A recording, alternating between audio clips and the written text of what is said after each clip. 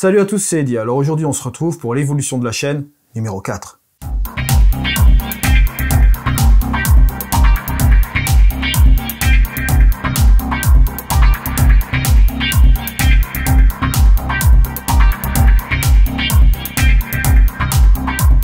Alors j'ai pris mes petites notes comme d'habitude aujourd'hui. Que se passe-t-il sur la chaîne en ce moment? Eh bien, je vais vous annoncer une excellente nouvelle. C'est que, en fait, voyez-vous, j'ai décidé d'implémenter encore un nouveau programme dans notre chaîne. Un nouveau programme qui n'est pas n'importe lequel. Je pense qu'il y a beaucoup de personnes autour de vous qui connaissent ce programme. Il s'agit d'ON1. Voilà. Effectivement, j'ai pris la décision d'inclure ce programme sur la chaîne pour la simple et bonne raison qu'il rentre parfaitement dans la post-production créative. J'avais fait quelques tests en sous-marin, on peut dire, dans un petit laboratoire numérique sur mon ordinateur, entre Capture One, DxOLab et ON1. J'avais fait 3 petits tests là-dessus, et aussi il y avait aussi Exposer. J'ai fait un petit peu le tour de ces logiciels. Je me suis dit, bon, j'ai dû faire un choix parmi ces logiciels-là, et ce choix s'est porté sur ON1, voilà. Je trouve que le moteur de développement RAW est vraiment intéressant, et c'est surtout les petites choses créatives aussi à côté au niveau des filtres qui m'ont vraiment intéressé.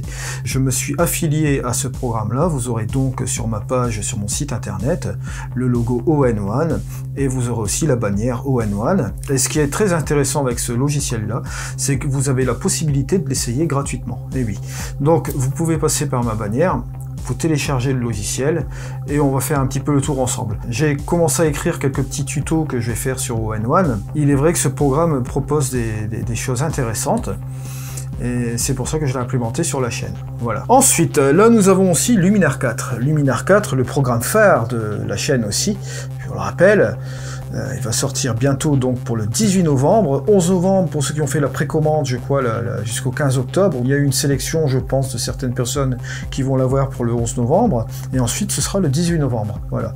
Sachez qu'ici sur la chaîne, vous aurez votre formation gratuite Luminar 4, une formation qui sera axée principalement sur la post-production créative, bien sûr, mais on verra toutes les fonctions une à une, je vous expliquerai comment ça fonctionne, donc pas de panique avec Luminar 4 au niveau fonctionnalité, on va voir tout ça ensemble. Ensuite, Aurora HDR.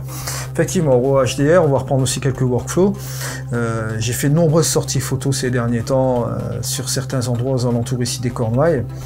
Et là, ce que je suis en train de faire aussi, c'est que je suis en train de regrouper toutes mes photos. J'ai fait plusieurs expositions pour du HDR, mais j'ai aussi fait plusieurs expositions pour du blending, donc il se peut qu'on inclue aussi cela dans Aurora HDR, mais également dans Photoshop. On va peut-être s'amuser un peu dans Photoshop sur cette chaîne. Ensuite, Topaz Studio. Topaz Studio, on va reprendre aussi les tutos. Bon, c'est un programme que j'avais inclus sur la chaîne. Il va falloir remettre encore quelques tutos dessus. Et je voulais aussi vous parler également de Topaz Mask AI, le fameux système de sélection de masques par intelligence artificielle. J'avais fait une vidéo vite fait, c'était avant-hier, mais allez la voir si vous voulez. Vous pouvez aussi l'essayer. Il y a une période d'essai qui vous permet aussi de voir ce que donne ce programme-là. C'est très intéressant pour faire du masquage vraiment facile, on va dire. Vous faites une sélection facilement. Vous pouvez coller ça dans un layer, vous pouvez l'exporter sur un TIFF, sur un PNG, et vous pouvez l'implémenter dans un calque dans Photoshop. Vous pouvez même implémenter une autre image dans ce fameux logiciel, jouer aussi avec Topaz Studio, pourquoi pas, faire du composing, toutes ces choses-là, vraiment sans limite. On en reviendra un petit peu plus en détail dans ce logiciel-là. Je voulais simplement présenter, c'était avant-hier si je ne me trompe pas, donc allez voir, essayez-le, donnez-vous un avis dessus, et je vous montrerai aussi quelques workflows sans doute avec celui-là. Ensuite, les tutos octobre, voilà. Bon, vous avez pu constater que cette semaine-ci a été vraiment active. Je vous ai fait quasiment une vidéo par jour, avec des tutos que j'ai un petit peu variés sur Luminar 4, mais aussi avec un tour de passe-passe aussi avec Lightroom, etc. Bon, là, il se trouve que la semaine qui va arriver, donc ici, à partir de ce lundi, ça va être aussi, on va dire, une semaine très occupée sur la chaîne. Vous allez avoir de nombreuses vidéos aussi. Donc, ce que je vous conseille de faire, si vous n'avez pas eu le temps de consulter ces vidéos-là cette semaine, si vous n'avez pas consulté ces vidéos, vous avez toujours la possibilité de consulter les rubriques vidéos et playlists de cette chaîne. Et donc vous avez toujours quelques petits tutos à vous mettre sous la dent. Voilà. On va finir le mois d'octobre là-dessus et début novembre aussi pour enchaîner formation Luminar 4 et autre chose aussi, ça je vous réserve pas mal de surprises. Voilà. Sortie photo. Bon, inutile de vous dire que j'ai fait pas mal de sorties photo ces derniers temps. Je dois faire pas mal de montage en vidéo pour vous montrer un petit peu les endroits.